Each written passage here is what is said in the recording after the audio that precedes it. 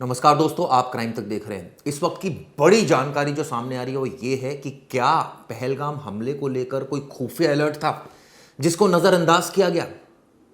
जब ये पता था कि वहां टूरिस्ट स्पॉट है तो वहां पर आर्मी क्यों नहीं थी। अब ऐसे कई सवाल हैं जो खड़े हो रहे हैं और जब सर्वदलीय बैठक हुई तो ये सवाल ऑब्वियसली पूछे गए। विपक्षी पार्टियों ने भी सवाल किए, लेकिन चूंकि अभी माहौल ये है कि आतंकियों का सफाया होना बहुत ज़रूरी है, एक मोटिवेशन होना बहुत ज़रूरी है हमारी फोर्सेस में, ताकि वो मोटिवेशन बना रहे और हम अपने उद्देश्य में सफल हो सके, यानी आतंकियों को एक तरह से खलास कर सके। लेकिन मैं आपको एक और अपडेट देता हूं। अपडेट यह आया कि खुफिया इनपुट था इस पूरे मामले को लेकर। दरअसल यह पता चला है कि 4 अप्रैल 2025 को, ध्यान से सुनिएगा, 4 अप्रैल 2025 को एक आईबी अलर्ट आया था। अलर्ट क्या था वो आपको बताता हूं। अलर्ट था कि पाकिस्तान स्थित एक आतंकी संगठन ने, यानी जो पाकिस्तान बेस्ड है वो एक आतंकी संगठन ने अपने स्थानीय गुर्गों को, जो उसके स्थानीय गुर्गे थे पहलगाम में, उनको पहलगाम के होटलों में हमले के लिए रेकी करने का निर्देश दिया था। यानी ये था कि होटल्स को टारगेट करना है और वहाँ पर रेकी करने के लिए उनको एडवाइस किया था।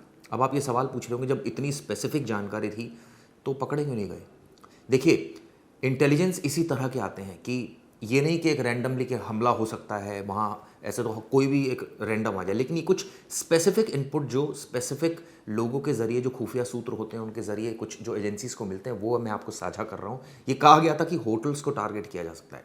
तो क्या इस खुफिया अलर्ट जानकारी को नज़रअंदाज किया गया, ये मैं आपको बता दूं। दरअसल ये हमारे सहयोगी चैनल आज तक को एक एक्सक्लूसिव, जो उनकी रिपोर्टर है कमलजीत संधू, उनको एक एक्सक्लूसिव जानकारी मिली है। उसके मुताबिक 4 अप्रैल 2025 को जारी इंटेलिजेंस अलर्ट में साफ तौर पर कहा गया था कि पाकिस्तान से आतंकी संगठन ने होटलों की रैकी करने का निर्देश दिया है। आपको एक और जानकारी दे दूं, SMAC यानी सब्सिडरी मल्टी एजेंसी सेंटर के जरिए साझा भी की गई थी ये जानकारी।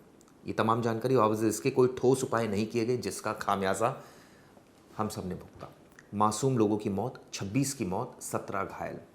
एक और इनपुट जो था, इस इनपुट को लेकर अब ये भी सवाल खड़े होने लगे हैं कि ऐसी जगह पर आर्मी क्यों नहीं थी, जब घाटी में, चूंकि वहाँ पर कोई वाहन नहीं जा सकता था। आतंकियों को इस बात का अंदेशा था, उनको ये पता था कि वहाँ पर कुछ टाइम स्पेंड करने के बाद घटना को अंजाम दिया जा सकता है और आसानी से भागा जा सकता है। ठीक उन्होंने रैकी की, कई महीनों तक रैकी होती रही, बॉडी कैम उन्होंने पहने, अत्याधुनिक हथियार लेकर आए, घटना को अंजाम दिया और वहाँ से फरार हो गए जंगलों के जरिए। क्या त्राल चले गए, कहाँ चले गए, कुछ नहीं पता। इस बीच एक कार्रवाई भी हुई, 2 आतंकियों के घरों को, एक को बुलडोजर से ढहा दिया गया जबकि दूसरे के घर को उड़ा दिया गया। लेकिन सवाल ये उठता है, वो आतंकी है कहाँ, वो तो यहाँ नहीं थे जब ये पूरी घटना हुई। आदिल और आसिफ की मैं बात कर रहा हूँ। अब जो जानकारी एक और सामने है कि बहुत बड़ी खुफिया जो इनपुट था उसको नज़रअंदाज किया गया और इसी का नतीजा रहा कि यहाँ पर ये वाक़या हो गया। ये भी पता चला है कि ये जो भौगोलिक दृष्टि है इस पूरे एरिया की, जहाँ पर ये घाटी में हमला हुआ, वहाँ पर स्थानीय गाइड और टट्टू वाले जो घायल पर्यटकों को निकालते नजर आए, ये भी हमने देखा वहाँ पर ये स्थिति थी। क्योंकि वहाँ पर ये भी जानकारी है कि नॉर्मल वाहन नहीं जाते, सिर्फ घोड़ों के ज़रिए वहाँ पर जाया जाता है। जांच में ये भी बात सामने आई कि आतंकियों ने इस इलाके को जानबूझकर निशाना बनाया क्योंकि उनको पता था कि वहाँ किसी भी तरह की सिक्योरिटी नहीं है। उनको ये पता था कि वहाँ एजेंसीज़ के लिए पहुँचना बहुत मुश्किल है। इन तमाम बातों को ध्यान में रखते हुए उन्होंने ये प्लेस चुना और जिसको मिनी स्विट्ज़रलैंड भी कहा जाता है। ये पता चला है कि कुछ मिनटों तक गोलीबारी करते रहे। उन्हें मालूम था कि पहले जवाबी कार्रवाई करने वालों को पहुंचने में कम से कम 45 मिनट से 1 घंटे लगेंगे।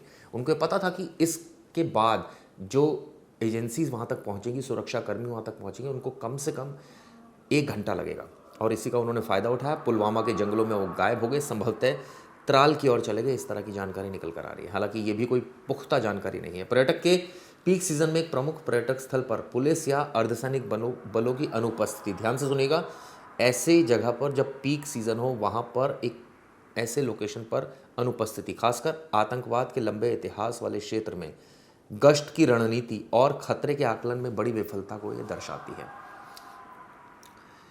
ये बात भी साफ है कि जब वहाँ पर एक मोबाइल वैन खड़ी की जा सकती थी, गश्ती वाहन खड़ा किया जा सकता, लेकिन ऐसा कुछ भी नहीं किया गया, जिसका बहुत बड़ा खामियाजा वहाँ मासूम लोगों को भुगतना पड़ा। हम सब ने वीडियोस भी देखी है, कई ऐसी वीडियोस भी आई जो जब जिन लोगों की मौत हुई उनकी डेड बॉडीज़ घर पर पहुंची तो नम आँखों से उनको विदाई दी गई, और यकीन मानिए जिसने भी ये वीडियो देखी उसका दिल पसीज गया। इतना ही नहीं, आतंकियों ने जो कहर बरपाया वो वीडियोस भी सामने आई। इसके अलावा वहाँ लोगों के चिथड़े उड़े हुए थे, ये तमाम चीज़ें वीडियो में दिखी, वो हम दिखा नहीं सकते क्योंकि वो दिखाना ठीक भी नहीं है। अब टीआरएफ ने इसकी जिम्मेदारी ली है, उम्मीद करते हैं आतंकी पकड़े जाएंगे, लेकिन ये बहुत बड़ी जानकारी है कि अगर खुफिया अलर्ट था तो उसको नज़रअंदाज क्यों किया गया और आर्मी क्यों तैनात नहीं की गई। ऐसे दो सवाल है जो आने वाले वक्त में पूछे जाएंगे, लेकिन सवाल ये भी उठता है कि सरकार ने जो तमाम तैयारियां थी, जब वहाँ राष्ट्रपति शासन था तो ये भी बात सच है कि वहाँ आतंकी घटनाएं कम हो रही थी, जम्मू की तरफ आतंकी शिफ्ट हो रहे थे, और शायद इसी का फ़ायदा उठाया जब वहाँ पर बहुत ज़्यादा तैनाती हो गई पुलिस की, सुरक्षा बलों की, तो उन्होंने कश्मीर को निशाना बनाया, यानी पहलगाम को निशाना बनाया। खैर, इस पर और भी अपडेट दूंगा। ये वीडियो कैसी लगी ज़रूर बताएगा। शुक्रिया।